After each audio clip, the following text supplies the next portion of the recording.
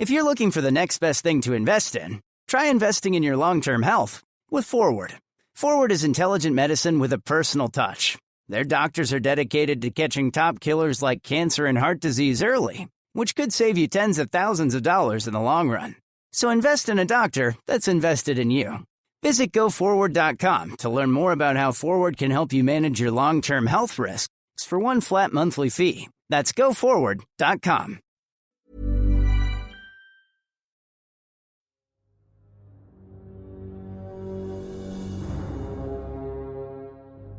Les aventures de Sherlock Holmes. Le champion qui manque.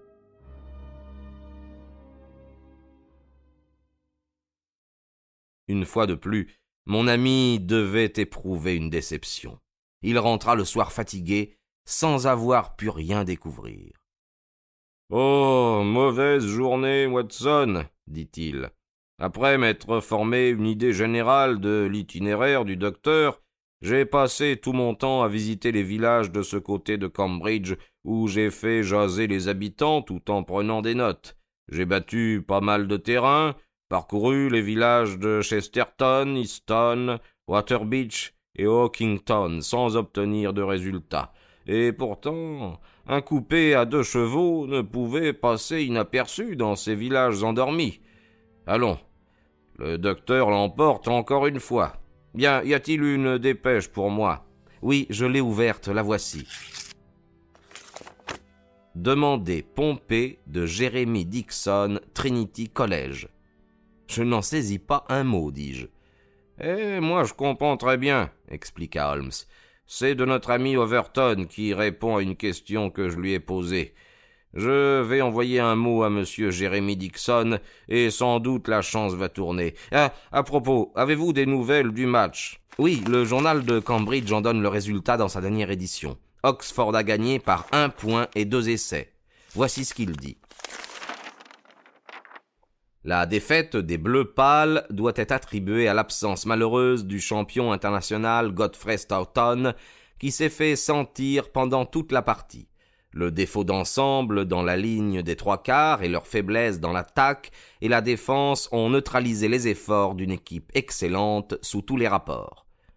« Allons, dit Holmes, les craintes de notre ami Overton se sont justifiées, mais en ce qui concerne le football, je suis aussi incompétent que le docteur Armstrong. Allons, Watson, nous nous coucherons de bonne heure, car je prévois que la journée de demain sera grosse d'événements. »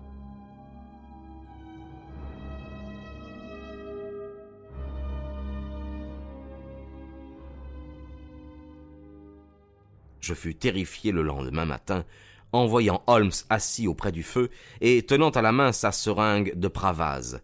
C'était la seule faiblesse que je lui connusse, mais elle m'épouvantait.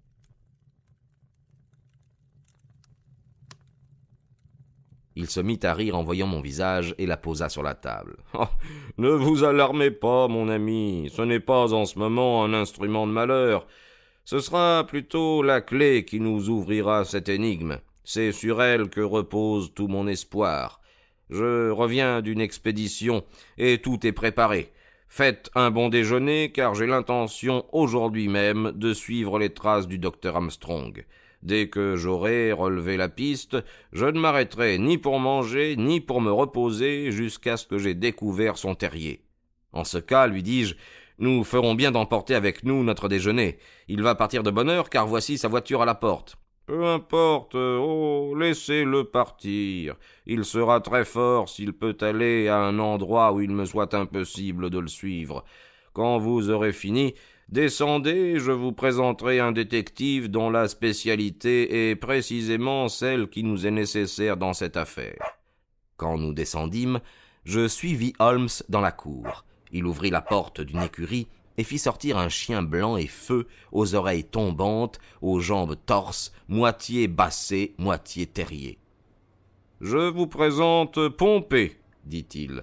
Pompée est le roi des chiens courants du pays. Oh, il ne court pas très vite, ainsi que vous pouvez le voir à sa structure, mais il a un flair étonnant. Eh bien, Pompée, Vous ne menez pas le train d'un lévrier, mais cependant nous aurons peut-être de la peine à vous suivre, et je suis obligé, dans ces conditions, de prendre la liberté d'attacher votre collier à cette laisse de cuir. Allons, montrez maintenant ce que vous savez faire. » Il conduisit le chien à la porte du médecin. L'animal flaira un instant, puis, avec un petit aboiement de satisfaction, il descendit vivement la rue, tirant de toutes ses forces sur la laisse. Une demi-heure plus tard, nous étions sur une route en pleine campagne. « Qu'avez-vous donc fait, Holmes ?» lui demandai-je. « C'est une ruse bien ancienne, mais qui réussit parfois.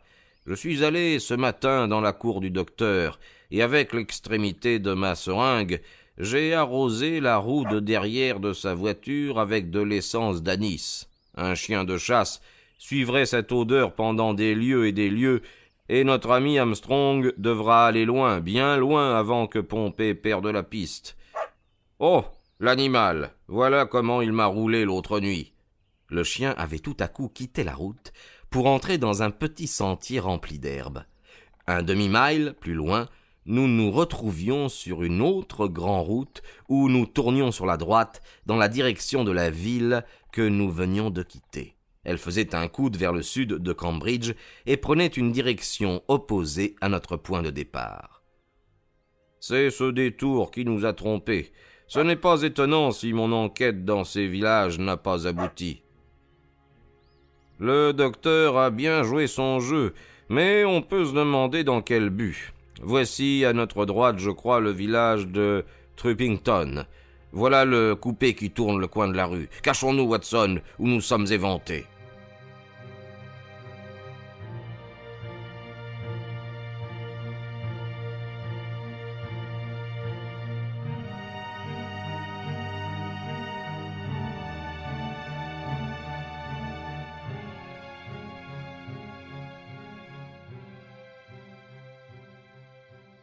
Il ouvrit vivement une barrière et pénétra dans un champ, tirant Pompée derrière lui. J'aperçus un instant le docteur Armstrong, la tête cachée dans ses mains. Il présentait l'attitude du désespoir. Je vis à l'expression de Holmes combien il était inquiet. « Je crains un malheur, dit-il. Nous allons bientôt le savoir. Venez, Pompée, c'est ce cottage là-bas dans le champ. » Nous arrivions au terme de notre voyage. Pompée nous entraîna en aboyant près de la barrière du champ où l'on voyait encore la trace des roues de la voiture. Un sentier nous conduisit au petit cottage isolé. Mon ami frappa 2 fois à la petite porte sans avoir de réponse, et pourtant le cottage n'était pas vide, car nous entendions comme une plainte prolongée d'une tristesse infinie. Holmes s'arrêta, irrésolu, puis il jeta un coup d'œil sur la route que nous venions de traverser. Le coupé revenait vers nous, on ne pouvait s'y tromper, car on distinguait l'attelage composé de 2 chevaux gris. « Pardieu, voilà le docteur qui vient !» s'écria Holmes. « Il faut prendre une décision avant son arrivée. Il faut que nous sachions tout. » Il ouvrit la porte et nous entrâmes dans le vestibule. Les plaintes que nous avions entendues ne faisaient que croître et devenaient de véritables sanglots. Holmes monta et je le suivis. Il poussa une porte entr'ouverte et nous nous arrêtâmes tous 2 pétrifiés. Une femme, jeune et belle, était étendue, morte sur un lit. Son visage était pâle, encadré d'une masse de cheveux dorés, ses yeux bleus grands ouverts semblaient nous regarder. Auprès du lit, à genoux, la figure cachée dans le couvre-pied, se trouvait un jeune homme, le corps secoué par les sanglots. Il était si absorbé par sa douleur qu'il s'aperçut seulement de notre présence au moment où Holmes lui posa la main sur l'épaule. « Vous êtes sans doute Monsieur Godfrey Staunton. »« Oui, vous arrivez trop tard. Elle est morte. » Le jeune homme était si affolé par sa douleur qu'il croyait voir en nous des médecins envoyés à son secours. Holmes, après lui avoir adressé des consolations de circonstance, commençait à s'efforcer de lui expliquer les craintes qu'avait causées à ses amis sa disparition subite, quand un pas résonna dans l'escalier et le visage sévère du docteur Armstrong se montra à la porte. « Ainsi, messieurs, dit-il, vous êtes arrivés à vos fins et vous avez choisi votre moment pour faire votre entrée. Je ne veux pas vous adresser des injures en présence de la mort, mais je puis vous affirmer que si j'étais plus jeune, votre conduite honteuse ne passerait pas sans que je vous punisse comme vous le méritez. »« Excusez-moi, docteur, je crois qu'il y a une méprise, » dit mon ami avec dignité. « Si vous voulez bien descendre avec nous, nous nous expliquerons loyalement sur cette malheureuse affaire. » Un instant plus tard, nous étions descendus tous les trois dans un petit salon. « Eh bien, monsieur, » dit-il, « tout d'abord, je dois vous faire connaître que je ne suis pas au service de Lord Mountjames, et que mes sympathies dans cette affaire sont loin d'être pour lui. Quand un homme a disparu, je fais mon métier en le recherchant, et puisqu'il est retrouvé, l'affaire se termine là, tout au moins en ce qui me concerne, car je ne manque jamais, sauf quand je me rencontre en face d'un crime, d'éviter tout scandale privé.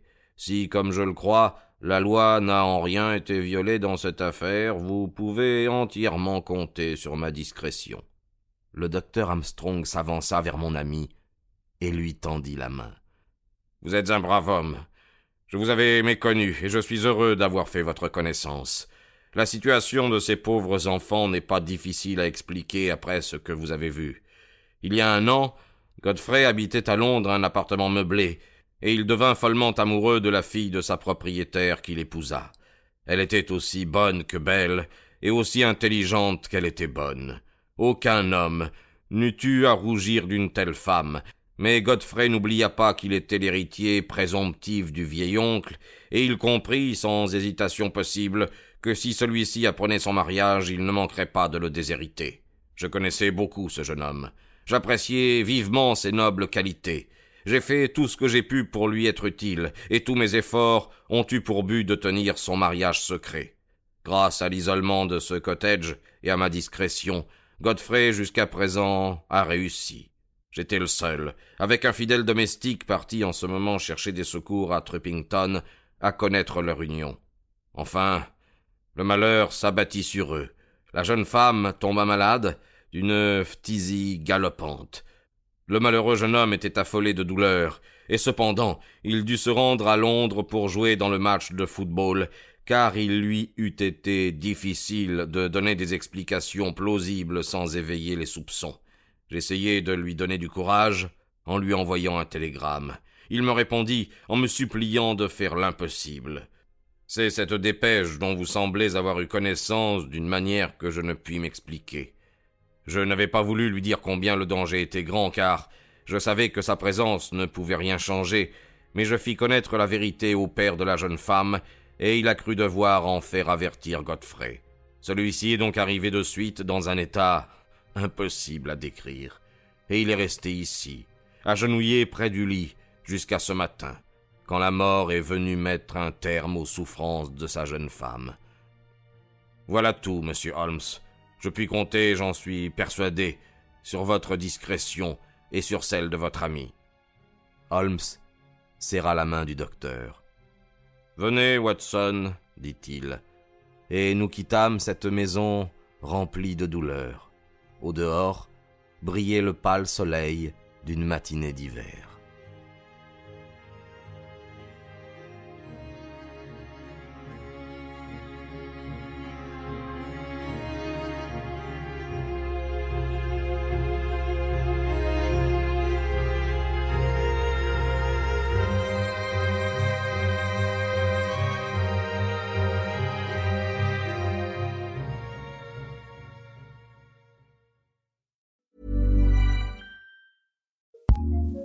What's new in podcasting? Here's what we love, courtesy of Acast recommends.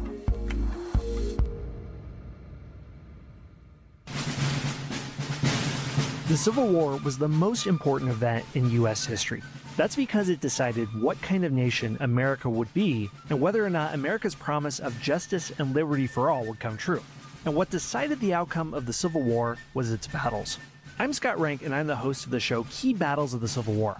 I'm joined by history professor James Early, and we look at the battles of Gettysburg, Antietam, Fredericksburg, Chancellorsville, and much more. And although the Civil War ended generations ago, with the 160th anniversary of the Battle of Bull Run coming up, in many ways the effects of the war live on to today. Subscribe wherever you listen to your podcasts.